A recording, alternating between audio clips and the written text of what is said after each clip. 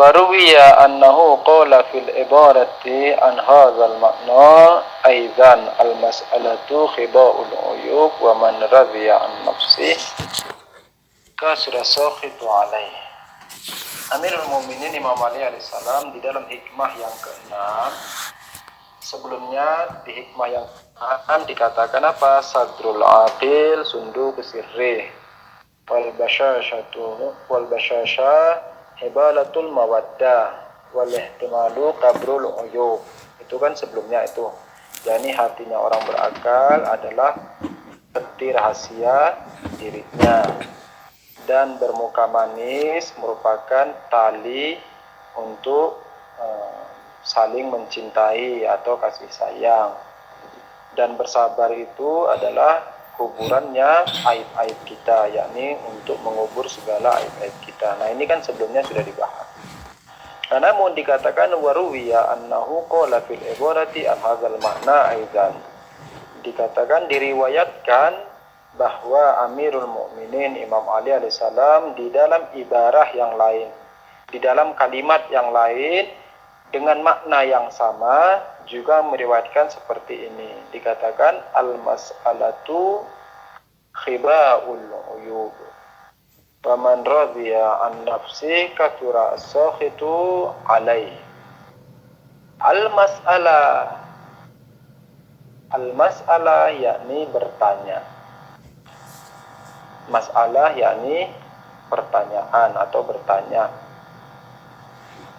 Khiba yakni penutup, atau kalau kita nyebutnya di Indonesia ini sebagai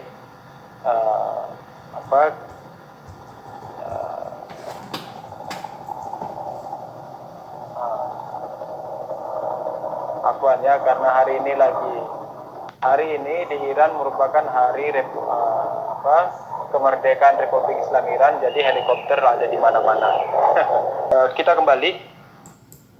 Waruwiya annahu qala fil ibarati an hadzal ma'na aidan al mas'alatu khiba'ul uyub.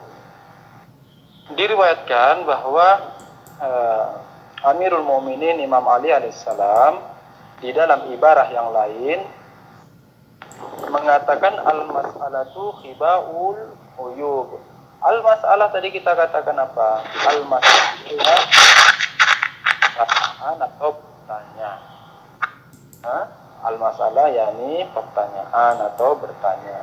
Khiba tadi kita katakan adalah penutup, atau misalnya selendang yang dipakai untuk menutupi sesuatu disebut khiba. Uyub yakni jamaknya aib. Jadi aib-aib itu jamaknya uyub. Dikatakan bertanya itu yakni ketika kita bertanya tentang hal yang tidak kita ketahui, maka pertanyaan-pertanyaan kita dan tindakan serta perilaku bertanya kita ini dikatakan apa? Dikatakan merupakan penutup bagi aib kita. Maksudnya apa? Kita harus memahami dulu awalan pertanyaan apa yang dimaksud. Terkadang seseorang bertanya dikarenakan dia hendak menguji yang ditanya. Artinya persoalan yang dia tanyakan itu sesungguhnya dia sudah mengetahui jawabannya, dan bagi dirinya tidak ada hal yang tidak diketahui. Contoh, saya sudah tahu cara memperbaiki motor misalnya. Saya sudah tahu cara memperbaiki motor. Namun saya bertanya ke misalnya Pak Fajar, kalau motor begini, olinya habis dan sebagainya, atau misalnya keluar asap, itu karena apa? Padahal saya sudah tahu jawabannya. Tetapi saya tetap bertanya ke Pak Fajar. Nah, ini ada dua kemungkinan. Ini istilahnya menguji. Ini istilahnya apa? menguji. Yakni saya sudah tahu jawabannya, tetapi saya tetap bertanya. Nah, ini ada dua kemungkinan. Kemungkinan yang pertama, bahwa pengujian saya ini berdelik atau berniat buruk, ataukah pengujian saya ini berniat baik. Salah satu contoh pengujian berniat baik itu begini misalnya. Saya tahu bahwa cumi itu haram dimakan. Oke, ini contoh pengujian tetapi bernilai buruk. Bernilai baik. Contoh pengujian yang bernilai baik. Saya tahu bahwa cumi haram dimakan. Dan saya juga tahu kalau Pak Fajar tahu kalau cumi haram dimakan. Oke, jadi ada dua. Awalan, saya tahu kalau cumi haram dimakan. Yang kedua, saya juga tahu kalau Pak Fajar tahu kalau cumi haram dimakan. Lalu saya melihat kita lagi diundang, saya, Pak Fajar, Pak Gusdi, teman-teman yang lain, Pak Dodo, semua, Pak Ali, dan ikhwan yang lain semua yang ada di sini lagi diundang di satu jamuan. Di depannya Pak Fajar itu ada cumi. Saya tahu kalau cumi haram dimakan, dan saya tahu Pak Fajar juga tahu kalau cumi haram dimakan, tapi saya melihat Pak Fajar sedang menggunakan garpu dan sedang mentusuk cumi itu. Sedang mentusuk cumi itu. Lalu saya bertanya, Pak Fajar boleh nanya? Iya betul. Cumi boleh dimakan enggak ya? Hukum memakan cumi apa ya? Halal atau haram? Saya bertanya, tetapi niat saya itu menguji. Namun mengujinya bukan karena saya berniat buruk, bukan hendak menjatuhkan dia, bukan. Tetapi hendak mengingatkan. Jadi pengujiannya itu hendak mengingatkan Pak Fajar bahwa Pak Fajar yang sedang antum ambil itu cumi loh. Ini satu keadaan. Contoh kedua yang juga berniat baik, menguji namun berniat baik.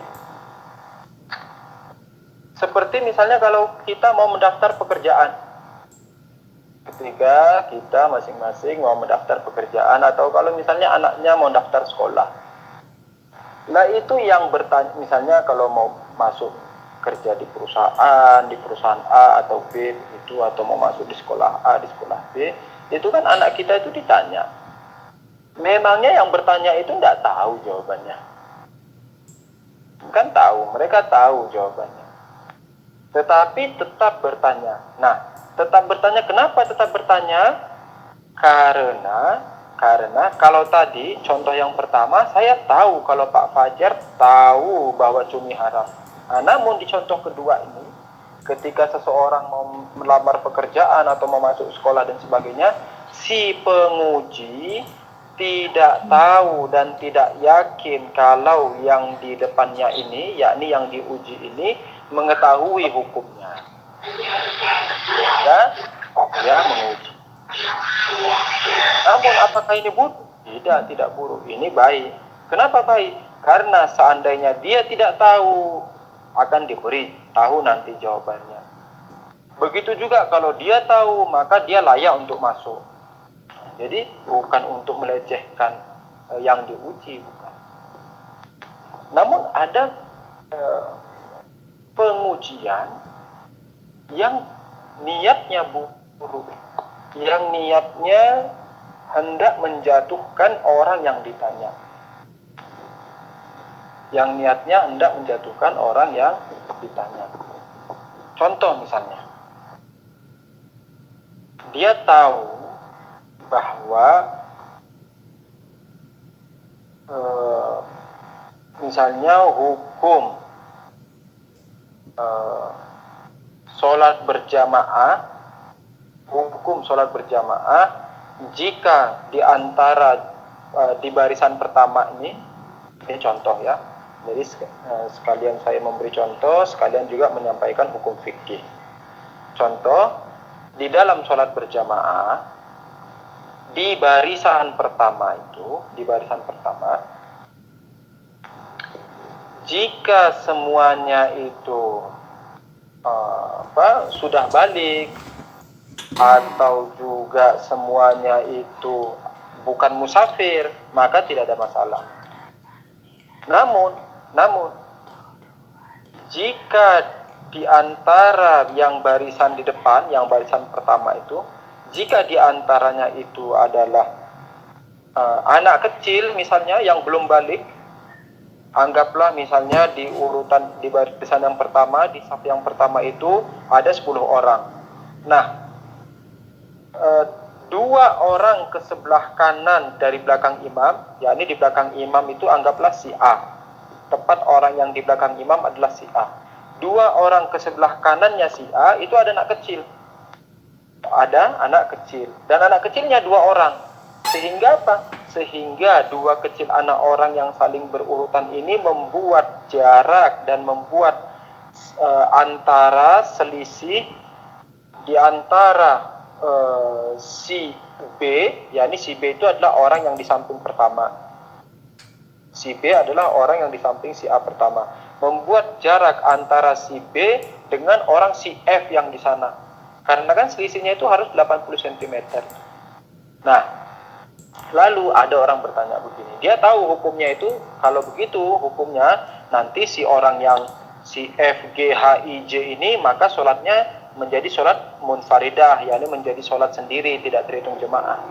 Nah, lalu dia bertanya ke imam jemaahnya, imam sholatnya, Pak Imam, dia sudah tahu nih jawabannya. Tetapi dia sengaja menguji dan sengaja mau menjatuhkan imam jemaah itu, imam sholat. Dia katakan, Pak Imam, kalau ada keadaan begini seperti yang saya sudah jelaskan tadi, maka apa hukum sholatnya itu? Kebetulan Pak Imamnya lagi tidak fokus atau lagi lupa jawabannya dan sebagainya. Akhirnya salah jawabnya. Lalu dia langsung nyeletuk, wah salah kamu Pak Imam, jawabannya begini. Itu berarti dia berniat apa? Dia berniat mau menjatuhkan orang lain atau mau melecehkan orang lain. Masalah yang di sini yang dimaksud Amirul Mukminin itu masalah yang di mana? Ini bertanya yang dimaksud Amirul Mukminin yang mana? Kan tadi ada kita contohin ada beberapa, itu ada 3. Yang dimana yang dimaksud Amirul Mukminin bertanya itu adalah penutup keaiban kita, yakni penutup segala aib-aib kita. Tentu bukanlah cara bertanya yang ketiga. Kenapa? Karena justru cara bertanya yang ketiga itu membuat aib orang mukmin itu menjadi terbuka. Cara bertanya ketiga itu membuat orang mukmin itu jatuh di hadapan mukmin yang lain. Cara bertanya ketiga itu, yakni tadi apa cara bertanya ketiga? Yakni bertanya untuk menguji dengan niat mau menjatuhkan orang lain. Ini membuat harga diri mukmin itu jatuh dan ini tidak baik. Sebagaimana dikatakan di riwayat yang lain, Rasulullah Shallallahu Alaihi Wasallam mengatakan harga diri dan martabatnya orang yang beriman, yakni mukmin, itu lebih mulia daripada martabat dan kemuliaannya Ka'bah. Makanya kita wajib hukumnya untuk menjaga martabat dan kemuliaan mukmin. Kalaulah tak mampu menjaganya, setidaknya jangan menjatuhkannya. Maka dari sini dipahami bahwa yang dimaksud pertanyaan ini bukanlah bagian yang ketiga, yakni yang dimaksud bertanya itu menutupi aib-aib, maksudnya bukanlah bertanya untuk menjatuhkan orang lain, bukan. Melainkan apa maksudnya bertanya? Awalan untuk mengingatkan, seperti contoh yang pertama tadi, seperti contoh ketika Pak Fajar mau makan cumi, terus saya tanya, Pak Fajar, cumi itu makan cumi apa hukumnya? Nah, ini maksudnya apa? Untuk mengingatkan tentu ini baik sehingga bisa menutupi aib dirinya. Yani sehingga tidak makan cumi. Atau yang kedua apa? Atau yang kedua bertanya untuk menguji sehingga dia bisa layak untuk masuk sekolah. Ini juga baik. Atau yang ketiga dia bertanya betul-betul karena tidak memahami. Nah, ini bagian yang keempat. Tetapi dia masuk menjadi bagian yang ketiga yang baik tadi. Ya ini apa? Ya ini saya benar-benar tidak mengetahui hukum makan cumi apa, lalu saya bertanya, Pak Fajar, makan cumi hukumnya apa? Nah, ini baik. Kenapa? Karena kalau saya sudahlah kita tak tahu, lalu tidak sadar kalau kita tak tahu, ini disebut istilahnya apa? Jahil murakab, Ustaz. Istilahnya jahil murakab. Halo, yang lain jelas suaranya nih, yang di Microsoft Teams. Istilahnya apa? Istilahnya jahil murakab. Yani sudahlah dia awalan dia tak tahu apa hukumnya makan cumi. Yang kedua, tak sadar pula kalau dia tak tahu apa hukumnya makan cumi. Nah, ini istilahnya jahil murakab. Tempatnya di mana? Tempatnya itu di paling rendahnya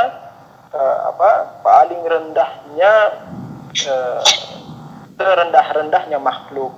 Jahil murakab itu adalah tempat serendah-rendahnya makhluk. Istilahnya kalau di filsafat hikmat isyraq Suhrawardi ketika membahas tentang surga dan neraka, nanti antum kalau pelan-pelan ada rezeki belajar hikmah, belajar filsafat Suhrawardi, istilahnya hikmat isyraq, dikatakan membahas surga neraka itu jangan tunggu nanti di akhirat sana, jangan. Surga neraka itu adanya di dunia ini.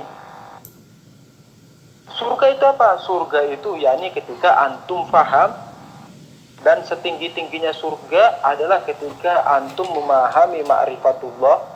Ini setinggi-tingginya surga. Dan neraka itu apa? Neraka itu adalah kebodohan. Dan serendah-rendahnya neraka apa? Serendah-rendahnya neraka adalah kebodohan yang diliputi dengan kebodohan, yakni jahil murakab itu, yakni tidak tahu kalau dia tidak tahu. Nah, ini Suhrawardi mengatakan surga neraka itu adalah ilmu dan jahil, yakni tahu dan tidak tahu dan bodoh. Nah, ini surga dan neraka. Beliau mengistilahkan dengan surga neraka itu yakni tahu dan tidak tahu, ma'rifat dan jahil. Makanya diistilahkan jahiliyah bertentangan dengan apa? Dengan ma'rifatullah, yakni Nabi Rasulullah Shallallahu Alaihi Wasallam datang untuk menyampaikan ma'rifatullah dan mengeluarkan orang dari kaum jahiliyah. Oke, dikatakan al-mas'alatu khibaul ghuyub. Ini bertanya itu menutupi aib kita. Wa man radhiya an nafsika surasakhitu alaihi. Dan barang siapa, Amirul Mukminin mengatakan barang siapa yang ridho terhadap dirinya. Apa maksudnya ridho terhadap diri? Nah, ridho terhadap diri ini suka mengaku-akukan diri. Ridho terhadap diri ini merasa, aku ini sudah mantap kayaknya. Aku ini sudah sempurna. Aku ini sudah diterima, sudah amal-amalku ini. Wah, aku ini sudah yang paling nomor 1, number 1, sudah nomor wahid anak ini. Man radiya an nafsi. Ini orang yang cepat ridho terhadap dirinya. Gujuk-gujuk baru istilahnya mau nanam cabai, belum cabainya ditanam. Baru mau ke pasar mau beli cabai untuk dijadikan bibit, sudah bilang pasti insya Allah itu, bukan insya Allah lagi, pasti cabainya sukses, anak mau beli mobil, mau beli rumah. Ini istilahnya apa? Istilahnya cepat ridho kepada diri, yakni tidak menghisap, yakni tidak menghitung, yakni tidak memperhitungkan, yakni tidak menganggap orang lain itu ada, yakni tidak menghargai orang lain. Ini istilahnya apa? Istilahnya orang yang cepat ridho terhadap dirinya. Dikatakan man radiya an nafsi kasrasakhitu alaih. Siapa saja yang cepat ridho kepada dirinya, maka musuhnya akan banyak. Kok bisa gitu? Iya dong. Orang pasti tidak senang kalau kita itu istilahnya mengaku-akukan diri. Misalnya ini sering kelihatan kalau kita contohin di tinju. Nah, ini bapak-bapak nih yang suka main tinju kan ya, nonton tinju. Kan kelihatan tuh kalau orang mau tanding tinju, dia ngerasa dia sudah yang paling hebat kan gitu tuh. Kalau orang mau main tinju di ring tinju tuh, akulah yang paling hebat, aku yang paling kuat, aku yang paling kuasa, aku yang paling perkasa, aku yang paling segalanya. Begitu datang misalnya siapa Mike Tyson, sekali tinju debuar langsung jatuh. Mike Tyson kan yang jago tuh. Ya Mike Tyson atau siapa misalnya Muhammad Ali. Ketika Muhammad Ali naik, apa kau banyak bacot kau, besar mulut juga kau, ditinju sama Muhammad Ali debuar langsung tumbang. Ini apa itu? Orang yang cepat ridho terhadap dirinya, maka tunggu saatnya nanti akan ada orang yang jatuhin kamu. Kan orang yang ridho kepada dirinya itu seakan-akan bilang gini, ayo mana ini musuhku, ayo mana yang bisa ngelawan aku sudah yang paling hebat, kan gitu. Istilahnya apa? Istilahnya kita ini sedang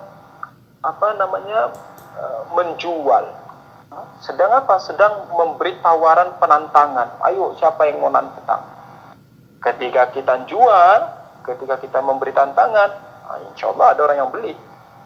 Insya Allah ada orang yang datang membeli tawaran kita, duel, debat, jatuh. Jadi dikatakan orang yang cepat ridho terhadap dirinya, maka musuhnya juga akan banyak. Maka berhati-hatilah. Jangan cepat ridho kepada diri sendiri. Istilahnya kalau kita di Indonesia, pepatah orang tua dulu.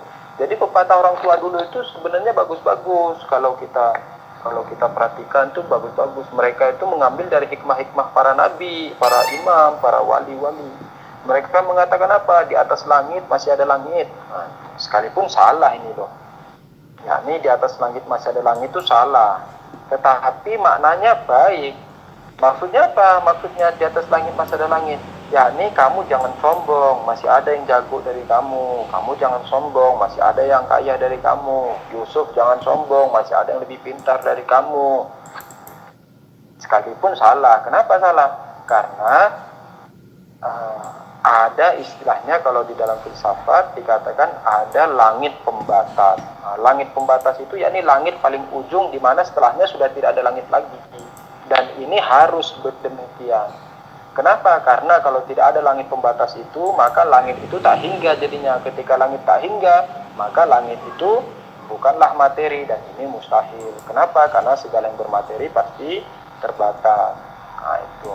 Jadi sekalipun salah secara ilmiah, namun maknanya benar. Yakni jangan sombong, di atas kamu masih ada kamu. Kamu hebat, masih ada yang lebih kuat. Kamu pintar, masih ada yang lebih pintar. Kamu misalnya jago ceramah, masih ada yang lebih jago ceramah. Jadi jangan sombong, jangan membangga-banggakan diri. Ini juga pesan khususnya untuk saya dan juga teman-teman semuanya. Dan jadi ada dua pelajaran yang kita ambil. Yang pertama, bertanyalah. Quran mengatakan apa? Was'al ahlal karya. Bertanyalah pada ahli karya yakni penduduk. Maksudnya apa? Jadi bertanyalah pada penduduk setempat. Biar apa kamu disuruh datang bertanya kepada penduduk setempat? Biar kita tidak seperti rusa masuk kampung. Kan ada pepatah itu peribahasa kita, rusa masuk kampung. Benar kan tuh peribahasanya ya? Rusa masuk kampung kan ya? Rusa masuk istana Bogor. Ala kulli hal, maksudnya biar kita tidak salah dan tidak gagal dengan kebudayaan setempat. Begitu juga di Quran dikatakan was'al ahlaz zikri. Dikatakan bertanyalah pada ahli zikir. Ahli zikir yakni Amirul Mukminin alaihi salam, yakni Imam Hasan, Imam Husain alaihimussalam. Yani bertanyalah pada mereka, bertanyalah pada orang ahlinya itu. Lalu setelah sampai ke Imam Zaman Ajallah Farjah Syarif, lalu ketika Imam Ghaibat bertanya kemana? Ke para ulama, kepada para maroji. Jangan kita sok jadi maroji. Awalan sudah tak pernah belajar agama. kedua tak pernah pula jadi pesantrenan, yang ketiga tak juga pernah belajar usul fikih, nggak pernah juga belajar fikih, nggak pernah belajar nahu, sorof, Quran, tafsir, mantik, filsafat, irfan dan sebagainya, terus sok-sok mau ngasih fatwa. Wah, ini apa?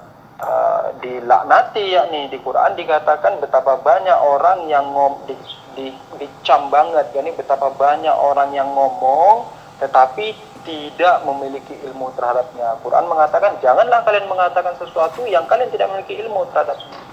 Dicam banget, dikecam banget. Oke, saya kira cukup demikian. Alhamdulillahirabbil alamin, bila taufiq wal hidayah. Assalamualaikum warahmatullahi wabarakatuh. Ini malam Jumat sebagaimana biasa. Oke, ini malam Jumat sebagaimana biasa kita mengirimkan sholawat untuk seluruh mukmin di seluruh dunia ini, mukmin dan mukminat yang hidup maupun yang sudah meninggal, yang kita kenali maupun yang tidak kita kenali, yang kita rasa-rasa kita benci maupun yang kita rasa-rasa kita sayangi. Karena terkadang kita merasa membenci mukmin padahal dia orang yang sangat dicintai Tuhan. Hati-hati. Jadi kalau ada, ini sudah mau masuk Ramadan, sudah dekat masuk Ramadan, kalau ada salah-salah, kalau ada benci-benci sama mukmin yakni orang-orang Syiah. Kalau ada salah-salah, kalau ada benci-benci, maka segera diperbaiki, segera diikhlaskan, segera dimaafkan, ya. Kita doakan kepada seluruh mukminin, mukminat di ujung dunia sampai di pusat dunia, yang dikenali maupun tak dikenali, yang kita rasa-rasa benci dan yang kita rasa-rasa sayang, untuk seluruh mujahidin, untuk seluruh mukawwamin, untuk seluruh ulama, untuk seluruh maroje, untuk seluruh asatid kita, untuk Sarasara Bamar, marhum Ustaz Bujang Habsi, marhum Kang Jalal, juga saudara-saudara kita, orang-orang tua kita, bapak kita, ibu kita, abang kita, adik kita, siapa lagi, anak-anak kita, tetangga kita, semuanya. Begitu juga salah satu dari ikhwan yang kemarin baru meninggal, namanya Pak Suryana, ikhwan di Bogor. Orangnya ya, seperti saya katakan sebelumnya, la asma'u minhu illa khairan, aku tak mendengar sesuatu darinya kecuali hal-hal yang baik. Ya, ini beliau termasuk orang yang baik, insyaallah dikumpulkan bersama Ahlul Bait alaihissalam dan para syuhada Karbala insyaallah taala. Al-Fatihah ma'as sholawat.